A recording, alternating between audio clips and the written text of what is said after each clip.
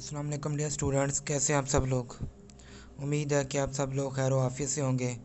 इस्लामियात बराए जमात दाम का आज हमारा लेक्चर नंबर 8 है। आज का जो टॉपिक है सूरह अहज़ाब आयात नंबर 20 प्लस मश्क। तो आइए अब हम आयात नंबर 20 की तिलावत करते हैं। बिस्मिल्लाहिर्रहमानिर्रहीम। यहसबून अल-अहज़ाब लम यज़हबू व इन यअतिल अहज़ाबु यवद्दू लौ अन्नहुम बादून फिल अअराबि यसअलून अन अंबाइकुम वलौ कानू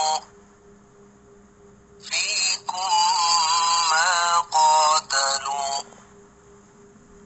इल्ला क़लीला। आयत नंबर 20 की हमने तिलावत की। अब हम तर्जमे की तरफ आते हैं।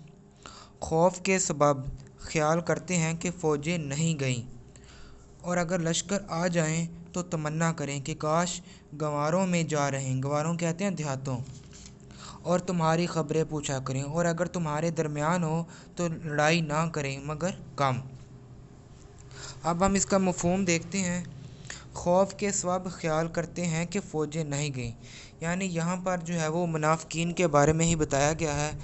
मुनाफ़िकीन की बुज़दिली और खौफ और दहशत का ये हाल है कि काफ़रों के गिरोह अगरचे नाकाम और नामुराद वापस जा चुके हैं, लेकिन ये अब तक समझ रहे हैं कि वो अभी तक अपने मोर्चों और ख़ैमों में मौजूद हैं। यानी यहाँ पर मुनाफ़िकीन की बुज़दिली को दिखाया जा रहा है।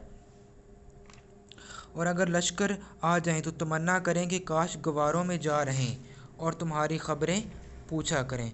यानी बिल फ़र्ज़ अगर फ़र्ज़ कर लेते हैं, अगर कुफ़ार की टोलियाँ दोबारा लड़ाई की नीयत से वापस आ जाएं तो मुनाफ़िकीन की ख्वाहिश ये होगी कि वो मदीना शहर के अंदर रहने की बजाय बाहर सहरा में बादिया नशीनों के साथ हों और वहाँ लोगों से तुम्हारी बाबत पूछते रहें कि नाउज़ुबिल्लाह मोहम्मद सल्लल्लाहु अलैहि वसल्लम और इसके साथी हलाक हुए या नहीं, या लश्कर कुफ़ार कामयाब हुआ या नाकाम।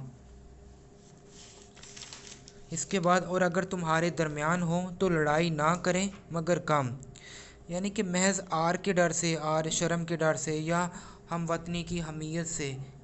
इसमें इन लोगों के लिए सख्त वाइद है जो जहाज़ से गुरेज करते हैं या पीछे रहते हैं। तो अब हम जो है इसकी एक्सरसाइज की तरफ आते हैं। ये अल्फाज मैंने दिए गए हैं, ये आप लोगों ने तैयार करने हैं। इसके बाद क्वेश्चन नंबर 1 है, सब की आयात की रोशनी में बताइए ग़ज़वा अहज़ाब में अहले ईमान को अल्लाह की ताईद व नुसरत कैसे हासिल हुई। अल्लाह ने ग़ज़वा अहज़ाब के मौके पर दो तरीक़ों से अहले ईमान की मदद की। सर्दी का मौसम था, अल्लाह ने काफ़रों पर हवा का एक तूफ़ान भेजा जिसकी वजह से इनके खैमे उखड़ गए, जानवरों की रस्सियाँ टूट गईं, आग बुझ गई और हर तरफ अंधेरा ही अंधेरा छा गया। खाने के बर्तन आंधी ने उल्टा दिए। नंबर 2 है, अल्लाह ताला ने कुफ़ार के मुकाबले में फ़रिश्तों के लश्कर भेजे जो बज़ाहिर नज़र नहीं आ रहे थे। लश्कर देखकर काफ़रों पर मुसलमानों का रौब तारी हो गया और उन्होंने खौफज़दा होकर मुहासरा ख़त्म कर दिया। सेकंड क्वेश्चन है, ग़ज़वा अहज़ाब के दौरान आज़माइश की घड़ियों में अहले ईमान और मुनाफ़िकीन का क्या तर्ज़ अमल था।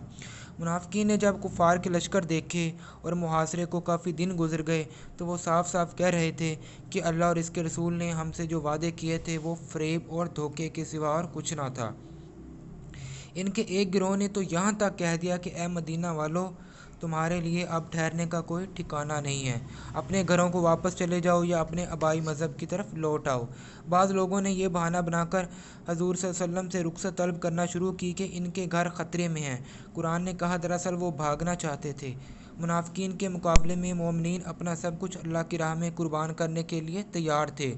کفار کے لشکر دیکھ کر ان کے ایمان متزلزل ہونے کی بجائے اور مضبوط ہو گئے، اور انہیں نبی کریم صلی اللہ علیہ وسلم کی خوشخبری پر پورا بھروسہ تھا، پورا یقین تھا۔ ان آیات میں جہاد میں رکاوٹ ڈالنے والوں کے بارے میں کیا فرمایا گیا ہے؟ جہاد میں رکاوٹ ڈالنے والے کون لوگ ہیں؟ منافقین تھے۔